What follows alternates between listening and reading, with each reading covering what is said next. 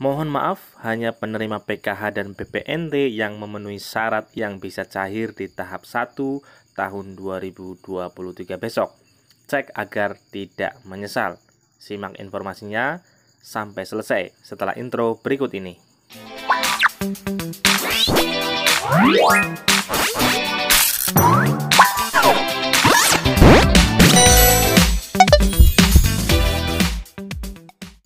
Halo, assalamualaikum warahmatullahi wabarakatuh. Salam damai untuk kita semua dan salam damai untuk masyarakat Indonesia. Berjumpa lagi dengan channel Naura Vlog, channel yang membahas tentang bantuan dari pemerintah. Nah, di video kali ini teman-teman kita akan kembali memberikan informasi yang sangat penting, yaitu mohon maaf, hanya penerima PKH dan PPNT yang memenuhi syarat yang bisa cair di tahap 1 tahun 2023 besok. Cek agar kalian tidak menyesal nantinya. Jadi teman-teman perlu kalian ketahui bahwa pencairan PKH tahap ke-1 tahun 2023 sudah mendekati ya teman-teman, di tahun 2023, yaitu dimulai Januari hingga Maret tahun 2023. Bantuan ini akan kembali dicairkan ya, diprediksi melalui kartu KKS, tidak lagi melalui PT Pos Indonesia.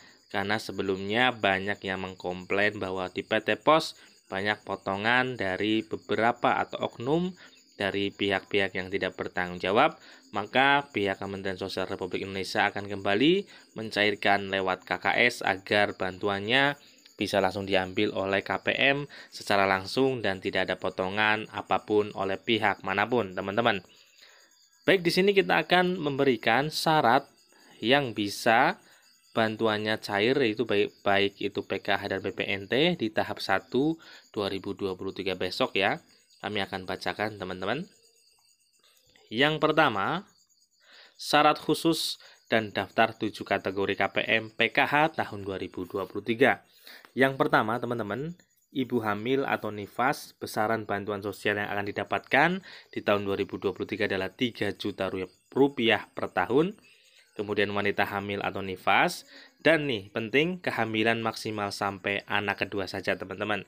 Kemudian yang kedua, balita 3 juta per tahun, anak usia 0 sampai 6 tahun, maksimal sampai anak kedua saja teman-teman. Kemudian yang ketiga, lansia 2,4 juta per tahun, masyarakat usia di atas 70 tahun ke atas, maksimal 1 lansia dalam 1 keluarga. Kemudian yang keempat, penyandang disabilitas 2,4 juta per tahun, dikategorikan penyandang disabilitas berat, maksimal ada 2 orang disabilitas dalam 1 kartu keluarga. Kemudian yang kelima, siswa SMA atau sederajat mendapatkan 2 juta per tahun, kehadiran di kelas minimal 85%. Ini penting ya teman-teman, jadi anak yang mendapatkan PKH harus hadir, harus rajin hadir ya teman-teman, agar tidak di blacklist bantuannya oleh pemerintah. Kemudian terdaftar sebagai siswa aktif di sekolah, jadi jangan banyak bolos ya teman-teman. Kemudian yang keenam, siswa SMP atau sederajat 1,5 juta per tahun, minimal sama 85% kehadiran di kelas, kemudian dinyatakan sebagai siswa aktif juga di sekolah. Kemudian yang ketujuh, siswa SD atau sederajat mendapatkan Rp900.000 per tahun.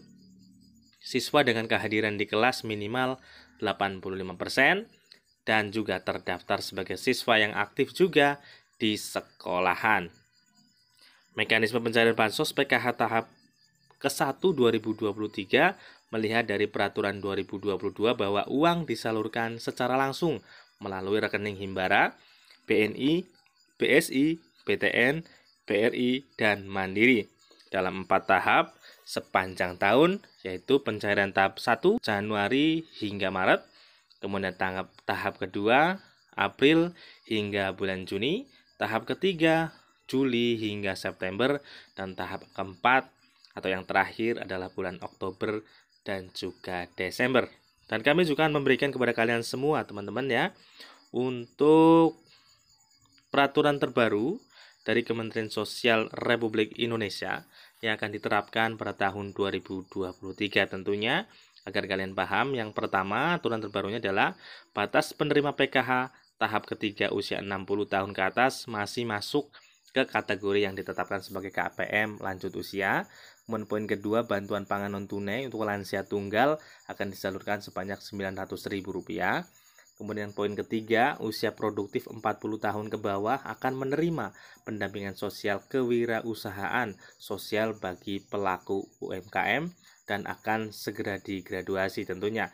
Untuk poin keempat, pendampingan akan diberikan berkaitan dengan usaha. Apabila sudah maju nantinya, maka KPM tersebut akan digraduasi dengan hasil validasi data baru DTKS. Kemudian yang kelima, anak sekolah akan dibatasi maksimal 4 orang penerima dan merupakan gabungan dari SD, SMP, dan SMA sesuai data di Dapodik. Kemudian yang keenam, pemegang ATM KKS Merah Putih saat SP2D diterbitkan, maka saldo akan langsung dikirimkan ke kartu KKS Merah Putih. Nah, itulah kabar serta aturan penting dan terbaru dari Bansos PKH dan BPNT. Selalu ikuti perkembangan dari channel ini agar kalian tidak gagal paham dalam menyerap informasinya, teman-teman. Nah, itulah informasi teman-teman, syarat yang harus kalian penuhi di tahun 2023 agar bantuan PKH dan BPNT bisa cair di tahap 1 tentunya. Terima kasih sudah menonton videonya, semoga bermanfaat. Wassalamualaikum warahmatullahi wabarakatuh.